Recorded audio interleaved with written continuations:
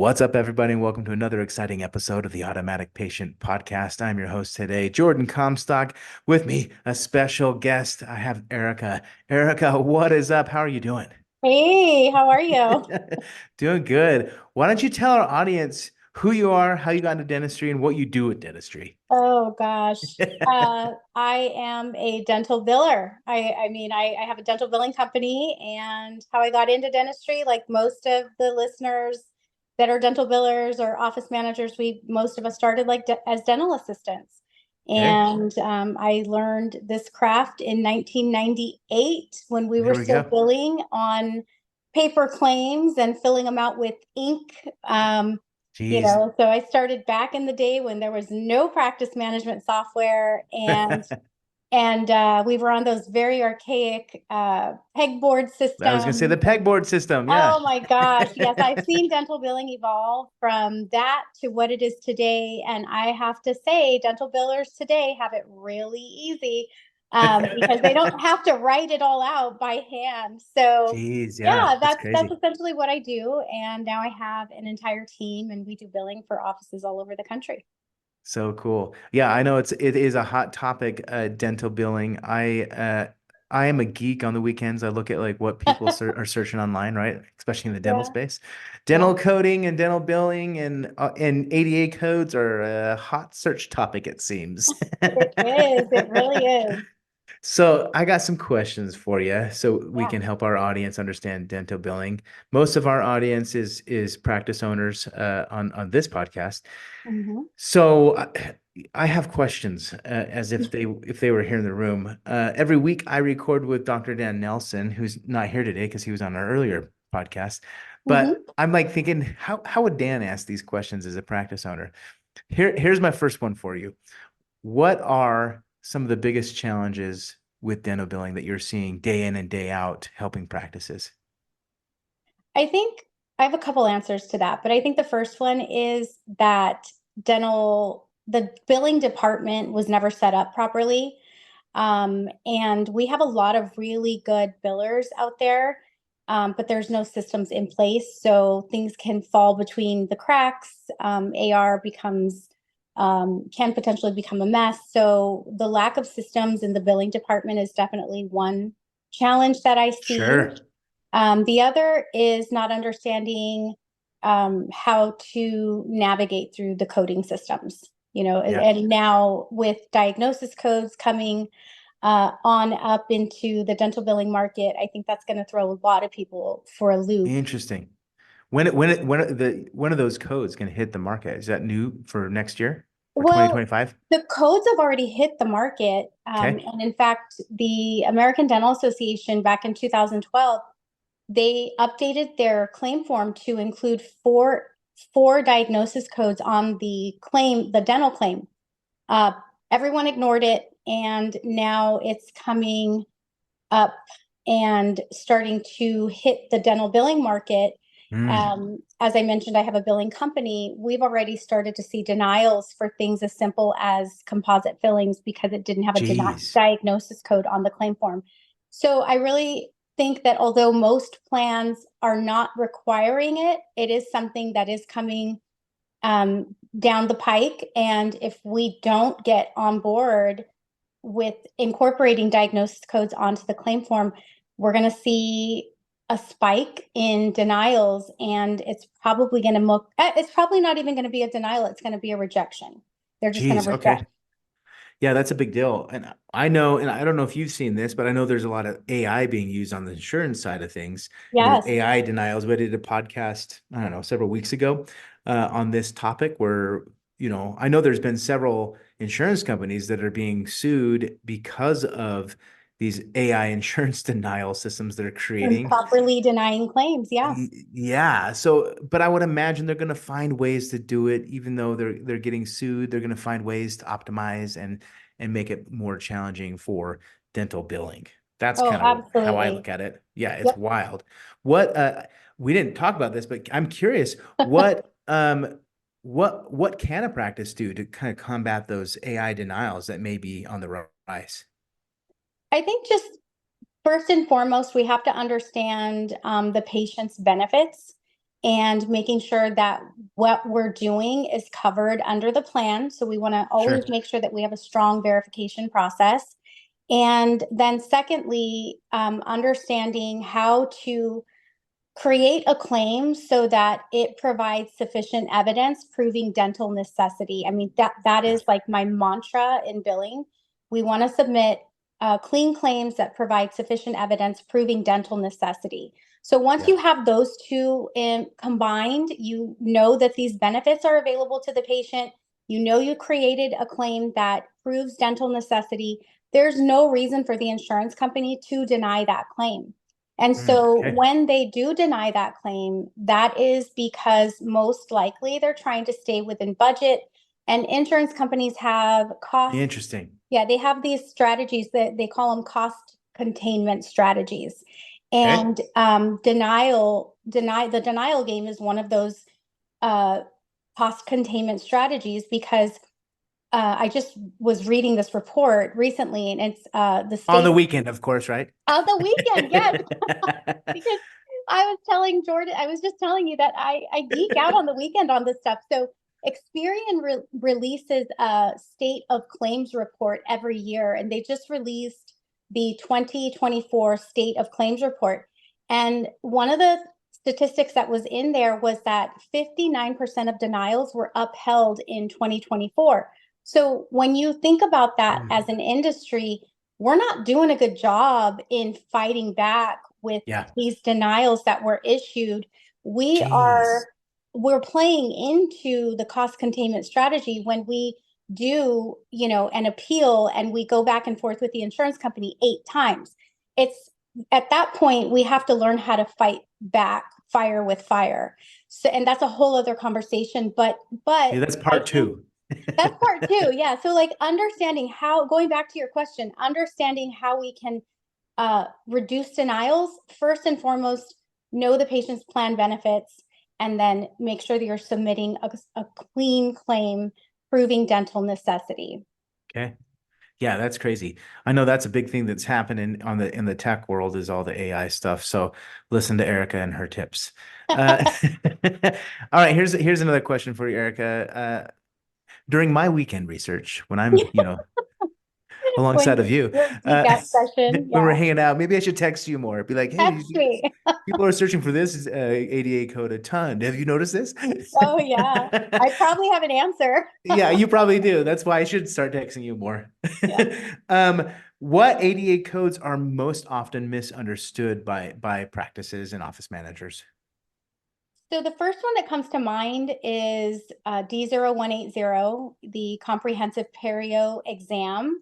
Okay. And I see offices use this code when they do a perio chart on a patient. So maybe the patient's coming in for perio maintenance and we do an exam, but we also do a perio chart. Hmm. That is not an appropriate code to use when we are simply perio charting for the sake of understanding the patient's health, right? Like the patient's Sure. already been diagnosed with perio. So I see that code misused a lot.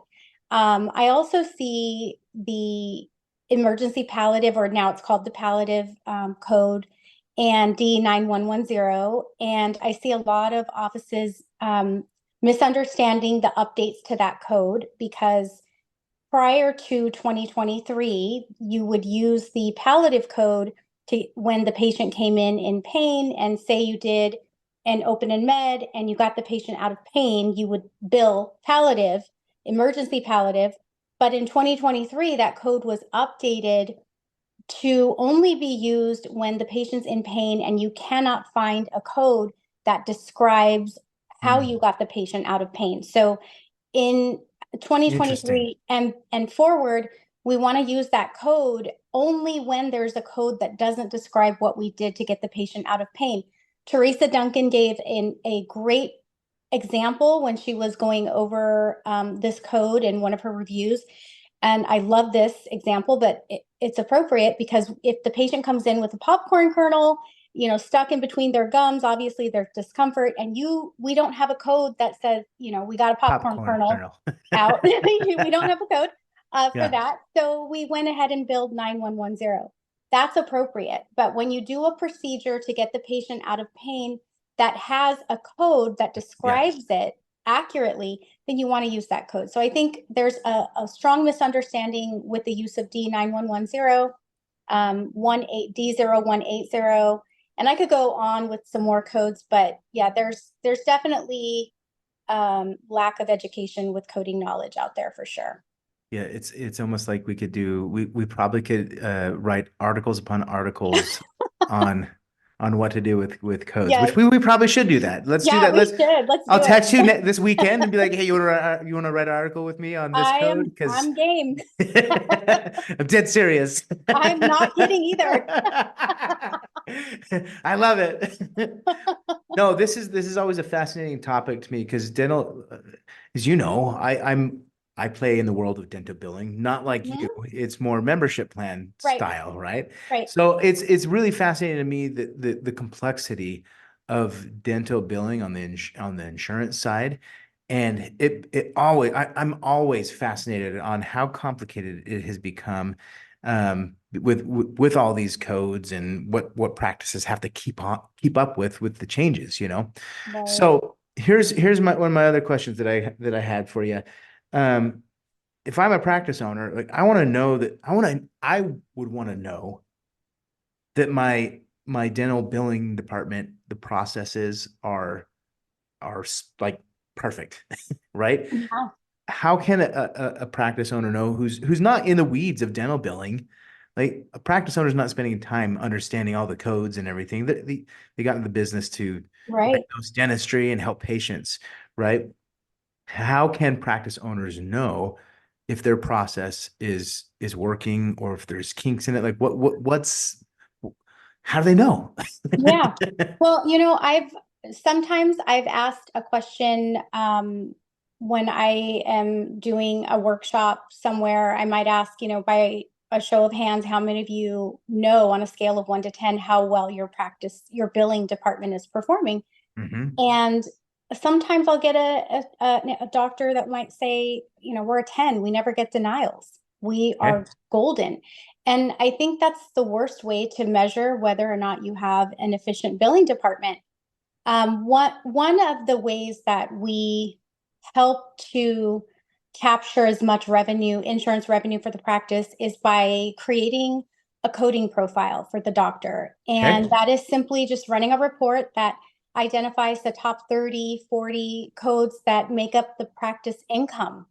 And once you identify that, then you can analyze specific to that practice, what do we need Mm. to do for our major procedures in this mix that require attachments and narratives? What do we need to do to maximize? How do we prove dental necessity for our major procedures, and make that your billing guide, so that everybody coming on board knows, and this is the booklet, this is our billing guide, these are the procedures that doctor does day in, day out, and here are the requirements for our procedures, so that there is no mistake about how to submit that claim. And then also, assistants play a big role, believe it or not, in the Mm. billing process. And having your assistants understand what attachments need to look like, when I need an intraoral, when I need an FMX, do we have an FMX on file? We need to understand all of that and educate our assistants so that they can take the best x-rays and intraoral photos for us, because that's where it starts, and that is really where an area where I find a lot of assistants don't know that we need a pre-build up intraoral photo showing the insurance company that there's less than 50% tooth structure remaining, justifying the buildup so Mm. that they don't incorporate the payment of the buildup into the crown. So there's so many moving parts, but I think creating your coding profile, then analyzing it with your biller, identifying what attachments are needed for those claims, and then educate your assistants. Let them know what is needed so they can help us out and get us paid, help us get paid. Yeah, that's interesting. Yeah, I wouldn't have thought of assistants being helping with dental billing. Yeah, You big know, deal. I was thinking when you were saying that, like, this is how my sarcastic brain works. I'm like, holy smokes. It's like, you know how we have the IRS? Yeah. It's like, and then like, oh, you got to prove that this is for business use. Oh, yeah. And then you got insurance companies like, oh, you got to prove that it's for dental. It's Necessity. a dental necessity. Yeah, that's the word used. My mind is like, man, it's like practice owners have two layers of the IRS I, working. That's what it felt like. yeah, And I I'm mean, it's sorry, but so bad. It's it's so so bad. bad. It's such a joke because it's for pennies. Yeah. It is interesting, and in at least with my line of work, we like 95% of practices that come to us, maybe even 100% now, are trying to reduce dependence on insurance companies I don't blame them. because of the nuance and because of the craziness and because of the cost. When we put our PPO write-offs and look at them as a marketing expense, it's like, oh man, to acquire a PPO patient, Hmm. through an insurance company marketing strategy, because it is a Hmm. marketing strategy, Yeah.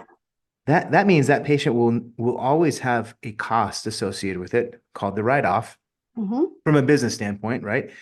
So that would mean that PPO patients are actually more expensive to acquire because I'm not even talking about all the things that you got to do to get money into the door, Right. right? It's Right. like holy smokes, just right from the beginning, there's that insurance write-off that occurs. And if practice owners aren't thinking of that as like, hey, this is a marketing expense because it is, It's a right? very expensive It's a marketing expense. very expensive marketing cost, right, to the practice that goes on indefinitely, right? As long as that Oh, patient yeah. is in existence in the practice, right? So that's how I feel when I look at it as another business owner. I'm like, oh, this is a really interesting go-to-market strategy for practices that they've involved themselves in so deeply. It's always fascinating to me. So Oh, yeah. Definitely. Definitely. And then, that cost in addition to the rework that insurance companies impose on practices because of the mm, denial game that they play. I mean, it can cost a practice owner anywhere from $25 to rework a claim up to geez, $150, depending on how many times we go back and forth. So if we're sure, trying to get a pro fee paid for geez. $60, you already lost, you So know. So if you're working with insurance companies, which most practices do, dental billing efficiency is probably something that we need to measure weekly or monthly within the practice. That's where my mind goes Yeah. is like, all right, if I had to deal with this, what I would need to understand the efficiency of the dental billing process. That's really interesting, actually, The especially because two it's got the high metrics that, cost. well, if I could just add really quick though, the two Yeah, metrics that I care about when we are reviewing a billing department and I'm looking at the progress since we took on a client, for example, all I care about, Jordan, is hmm. that the AR is going down. So Okay, insurance AR is reducing and collections are going up. That's great. all I care about. If I don't see those two metrics moving in the right direction, then something's wrong. You know And where to that's go what I think sniff and practice fix it. owners simplify it for them. AR is going down, your collections is going up, and that's all that matters. Okay, that's good. I like having those data points. Yeah. To when you're managing a business, data is everything. So Yeah. that's fantastic. Awesome, Erica. So if people are looking on our podcast, listening, uh, needing your assistance and help, where do they find you? How do they? Do you have a website? Are you cool on Instagram? Like, where do they find you? Let's go to Instagram. So Instagram, you can find the company Fortune Billing Solutions, Okay. and we are on Instagram as Fortune Billing Solutions, and currently working on the website. But yeah, you can. We're very interactive there, and I am really excited about everything we have going on inside the company right now. Okay, that's awesome. So we'll leave the website and the website and Instagram in the show notes so people Yes, can check you out and ask you questions and get help absolutely. the help that they need. So Yeah. Okay, with that, Jordan. Well, if we're done with the billing, I have some questions for you. Sweet. Let's go. Okay, well, I have some questions for you because the idea of membership plans is always brought up in my conversations when Sure. I'm doing uh, coding and billing analysis, and this is going to help me to have better answers for them. Yeah. But one of the things that I noticed when I am analyzing a potential client's billing department is Hmm. that their UCR fees are always and typically low, or I should say typically low for their zip code. And Sure. they Yeah. are terrified to increase their usual and customary fee because their fear of having to charge that to the patient. So I'll hear, I can't increase my UCR fee because then I'm going to lose patients. They're going to think I'm overcharging them. And that's where we start to have the conversation around membership plans because I always tell offices UCR fee on your claim form, and for your discount plans, it's, for your patients without insurance, it's going to be the discount plan. You don't have to mix the two. Sure. Would you say that that's accurate? Yeah. Yeah. I would say that that's accurate. If now, if a practice hasn't increased their pricing, that's a bigger issue, if you ask me. Yeah. Most of the time, and I'm sure you've seen this, patients don't know what you charge or how you charge. You as a practice owner or an office manager or a team member think about it way more than they will. Oh, yeah, Right? definitely, definitely. And the Okay, truth so is, if you're in pain and you're offering value from a pricing perspective and you solve that pain or that issue with a patient, then it's worth every penny. So yeah, the exactly. industry gets in their heads a lot. Just from a mindset perspective, they get in their head a lot on increasing fees. You should be increasing fees every year. That's or every other Oh, year, yeah. right? At the Then, very late. yeah, 100%, always. Yeah, and I had a similar thing. Like when I managed my dad's dental lab, they did not increase their fees for like 5 or 6 years, right? Wow. And my dad was, working hard. I'm just like, let's increase the fees Yeah. because, well, we need to because inflation and costs Mhm. change. You need to be able to have the flexibility Oh, uh, 100%. to change, right? So mindset wise, that's what I would say. So, with practice owners, you're way more valuable than you think. Stop denigrating Oh my and gosh. increase your fees because you're valuable and your patients need the service. It's Well, simple. yeah, I mean, and so that brings me to my question is like what are the benefits of a patient membership program to a Yeah. practice? So yeah, we'll talk about the patient benefits and the practice benefits, starting with Okay. patients because patients are everything, right, for our Yeah. practices. The benefit of the patient is it's budget friendly, right? Yeah. Often the biggest reason why patients don't say yes to treatment because it's confusing to them, right? And or they may be scared of the costs to getting the treatment, right? Hmm. What a membership program does is it makes the preventative care in most cases, depending on the plans, because there are different plans that you can offer your patients. But in a general dentistry practice, a preventative care membership program is pretty common, right? So one, it Yeah. helps with the patient mentally with a budget-friendly option to get dental care they need, especially if they're uninsured. Or if they Hmm. don't like their insurance, often that's the case. Insurance can be confusing and complicated, and they just want to pay the doctor direct. It just is a Yeah. simple, convenient, budget-friendly way for the patient, right? Oh yeah. Second Definitely. is with the discounting off of the fees within your practice, right? It allows the patient to get peace of mind that you will take care of them because they don't have insurance or because they've chosen to move off of insurance into your membership program, right? So there's peace of mind that they get if they need any additional treatment, that they're going to get some type of discount for being a member, right? You pair that with patient financing or even payment plans, like in-house Right. payment plans, which our technology helps with payment plans and patient financing. We've got some providers in there. You pair that and it allows for case acceptance to increase because you're allowing easy budget-friendly options for treatment, from membership Yes. plans to finance plans, right? It helps the Right. patient say yes more. So that's the benefit. It helps the patient say yes more, right? On the flip side of the practice benefits, it helps the patients to say yes more, right? So you get more revenue. Yeah, it's a dual It's purpose, a right? dual, yeah, right. So a membership program, one of the biggest benefits is generating predictable recurring revenue for a practice. And that's We ha everything. Yeah, that's that's everything for that's practice.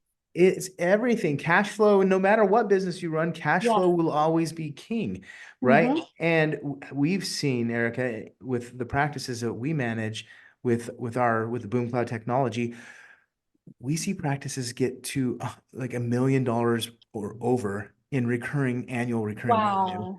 because they've scaled their membership program the right way, with systems and with marketing, and I can get Hmm. into that here in a minute. But that is one of the benefits is predictable recurring revenue.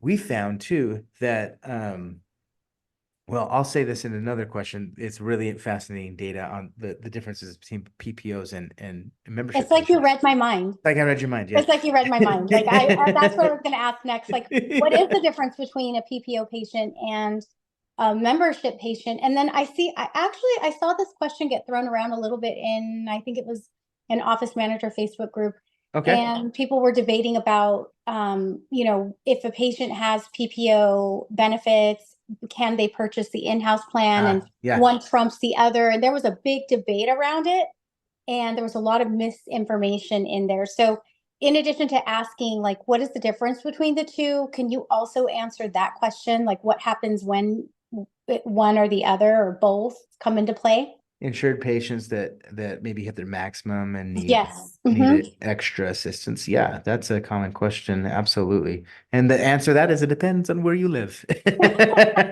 But yeah, we'll get to it. So the difference between PPO patients versus membership patients, and I'm going to add a new one in there, versus cash patients as well. So those three cohorts of patient Yeah. types. We've seen PPO patients, which is a large portion of a lot of our practices, that we see. PPO patients often, from a revenue perspective, they spend less, right? They say yes less to treatment, meaning PPO patients on average from the practices that we looked at roughly spend around $500 a year, right? With the practice, right? Wow. Adding all that, you've got all the admin costs, the dental Yeah. billing costs that you're so familiar with, right? And the cost to maintain that patient type uh, is expensive, right?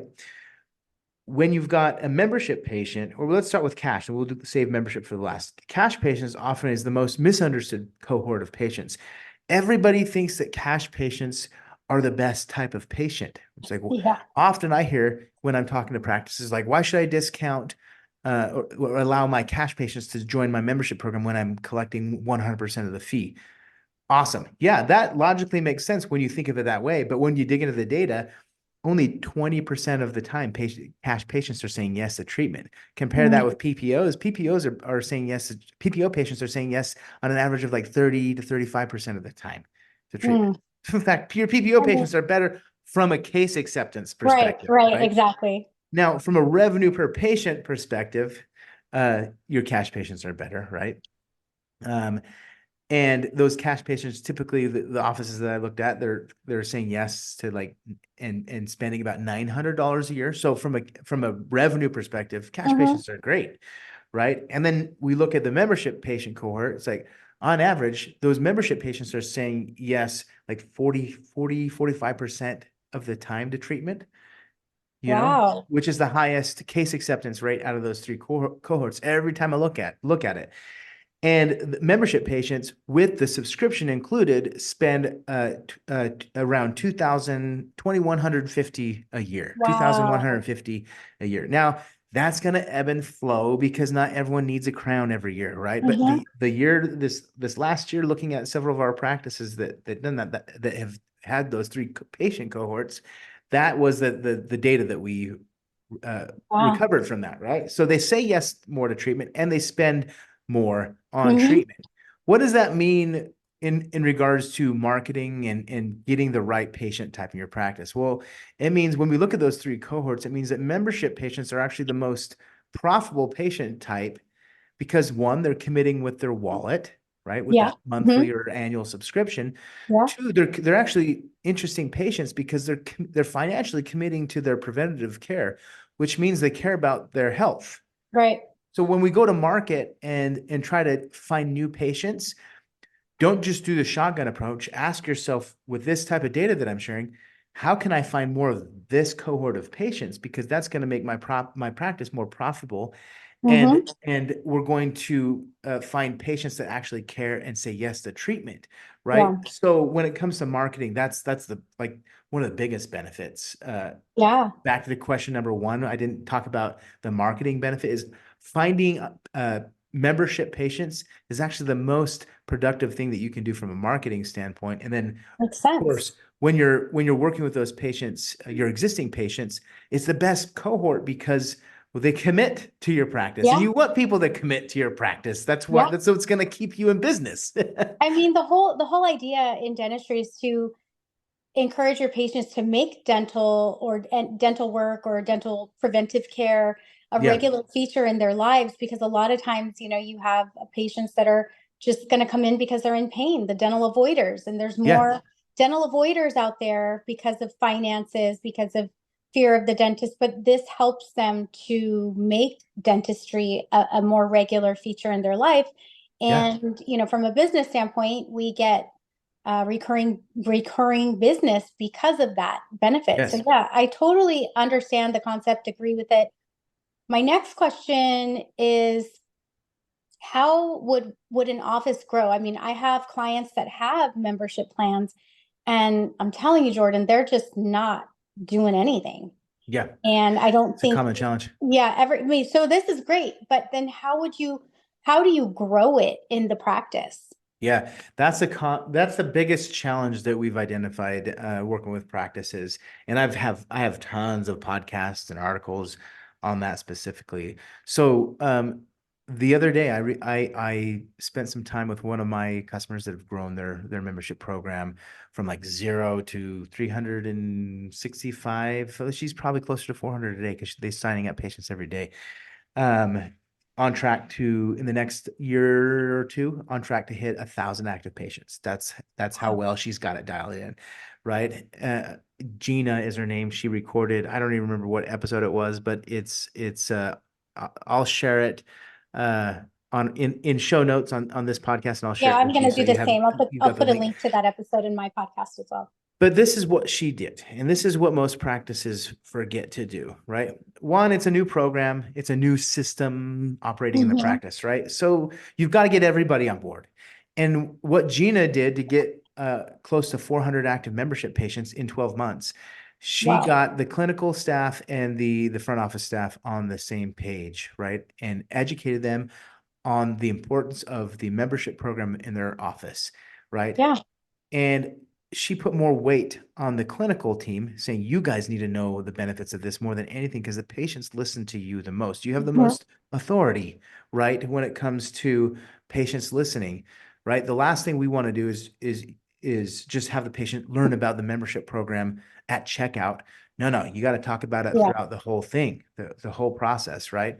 And once again, this is how boring I get, Erica. I've literally sat in offices for hours at a time, watching patients come in and identifying if they're insured or uninsured, and the practice, what their internal operation was. The ones that had their front office trained and then had signage and Oh yeah. their clinical team talking about it, like clockwork, those patients signed up without question, right? Because it Wow. is a massive benefit. So internally, that's what you want to do, right? That Hmm. every practice, every mature practice has an opportunity zone to get these membership patients, to find uninsured patients or inactive patients and turn them into members, right? So Hmm. internally, you want to make sure your clinical team understands it and is talking about it. If not, and you're letting it just be the front office, you're going to have some challenges, right? Right. Two, and then you want to have signage everywhere that says no insurance, we can help type signage, Oh yeah. right? We have all this that we supply all of our practices as well, right? So when they use our software. Um, Another thing that Gina did that I thought was interesting was you identify all the uninsured patients that are existing, and as they're coming in, you're having a meeting, a morning huddle, right? And saying, hey, Yeah. these are the uninsured patients that are coming in. Let's make sure we talk about our membership program, clinical team, and office team. So by the time they leave, they become a member. You know, Yeah. she's on average, I think Gina was signing up 30 patients a month with that, Wow. that simple thing. A third thing that I found was interesting is she's an office manager that what used to be a hygienist and became, she's way more business oriented than I mean, I'm sure she's a great clinician on the hygiene side. I don't know, but for my interview, she's a really smart business person, and she ensured that the patient experience was positive for every patient, right? Having a systematic patient Hmm. experience. So they don't have to spend money on like traditional digital marketing, for example. Now, there's nothing wrong if you have to spend money on digital marketing. I actually highly recommend it when your patient experience is top notch, right? That's Meaning you have patients wanting to give you reviews and referrals, right? That is a big thing where practices often fail. I remember years ago, I had a dentist call me in frustration because he wasn't growing his membership plan and using our technology. And before I got on the call, I had a quick look on his reviews. I'm like, oh, I know why patients aren't buying from you because they don't like you.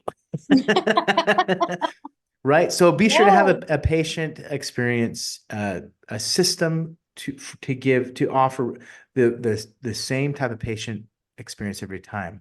every Right. time. It's so Everyone needs to important. know their lines. I call it like a play. Yeah. And Yeah. You're absolutely right. everyone needs to know their lines. It's just like creating a play. And I know a lot of people might scoff at the idea of that because it's like, well, Nope. who has time for that? But let me tell you, the most high performing offices I've ever worked with had an intentional patient experience. Yes. And That's the you key. can't refute that. You cannot refute the fact that you put some time into everyone's lines, body language, the whole shebang has to go into the patient experience. So I love that you're reiterating that. Yes. So once you get that down, Yeah. that process down, then you can do external marketing, right? So that's the Yep. internal marketing side. That is the number one thing that your practice needs to solve for, right? Is that internal marketing and understanding your existing patients and how to give them a great experience, and then also how to communicate to them. If you got a patient communication software, like Weave, for example, Right. you can send them messages before they come in, like, hey, we noticed that you're uninsured. Did you know that we have a membership program? We'll talk to you about it when you get here, right? Yeah. That's a systematic approach like that for internal marketing. Fantastic, fantastic, right? And then from the external marketing side, once you get all the patient experience all nailed and solid for your patients, Yeah. then you want to look at digital marketing type services or direct mail. We had a Hmm. practice grow to like 2,000 active membership patients just by using direct mail, targeting 55 and up communities, right? Yeah. That have lost their dental benefits They've lost it. and Yeah. they need more dental care, right? Because their teeth are wearing out. They were like the number one client we saw at the dental lab. Yeah. Their teeth are wearing out, right? Yeah. And they have problems. So that's ideal, the ideal patient profile for a membership plan. Another Hmm. way to go about it is reaching out to small business or business owners in your local area and saying, hey, we know you're a small business owner. Yeah. Two things. We want to collaborate with you and give an offer to your let's say it's a restaurant, for example. Hmm. We'll buy, let's say it's a pizza place. We'll buy breadsticks for this day for all of your patients or for all the customers that come in. It will say, we're glad we made you smile. Check out, Dr. So-and-so's office, right? Yeah. There's things like that that you can do for networking with business owners. And then at the same time, go to that business owner and say, hey, we also know that you're a business that's under 50 employees and most Yeah. likely don't have a benefit package for your employees. We would love to give your employees a way to sign up for dental benefits through Yeah. our membership program, right?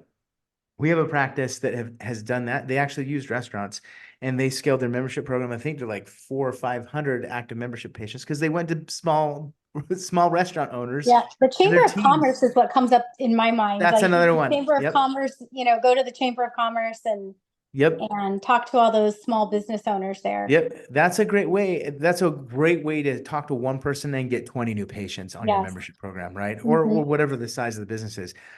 My employees here at Boom Cloud, we don't offer dental insurance. We offer a dental Hmm. membership plan with Dr. Hmm. Anderson at Essential Dentist. What's up, Dr. Anderson? Um, all my team members, we pay for a membership for Yeah. all of our team members here at Boom Cloud. The same thing we do. we help a lot of optometrists create membership programs Yeah. as well. Dr. Gray, what's up? We are members. We are members of his optometry clinic membership I program, saw that. I saw and that. all of our employees are. Well, we're actually just crafting a plan for all of our employees. We haven't done that yet, but that's the goal.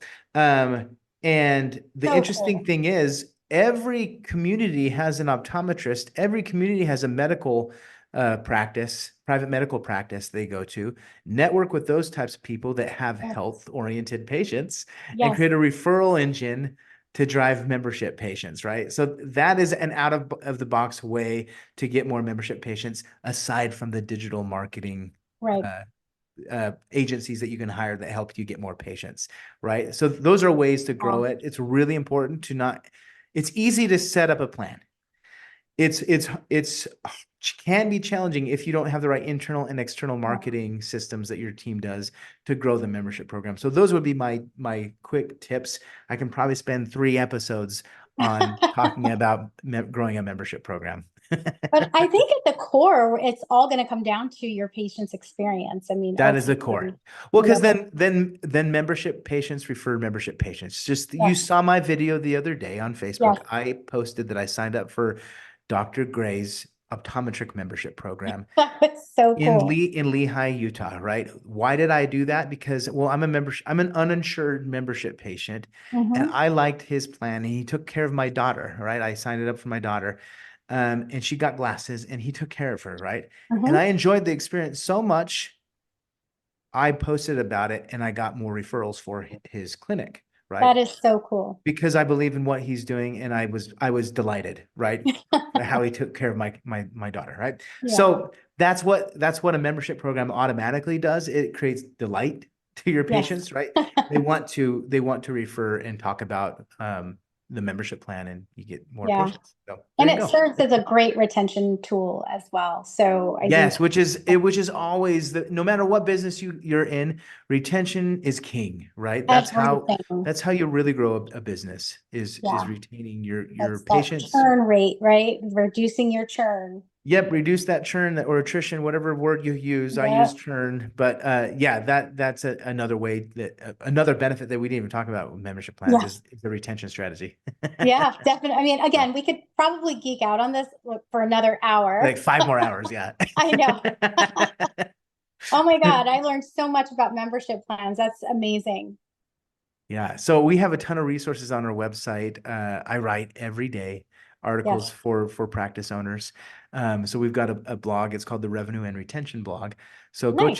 check that out. Go to boomcloudapps.com. Check out all my writings that I'm doing every day. I have a podcast that practices can visit. It's called the Automatic Patient Podcast. And if you're really interested in scaling your membership program, you can go to boomcloudapps.com and schedule a demo and see if our software platform is a right fit for your practice. So those are ways you can find me and what I'm doing every day here in the geeky world of dental membership plans. Awesome. Awesome. Well, I would love to see more about the software myself. Yeah, absolutely. We need to schedule a demo so you can see it Yeah, and get educated on how we help scale. for sure. Definitely. Okay, with that said, we hope everyone has a rocking day. Yeah.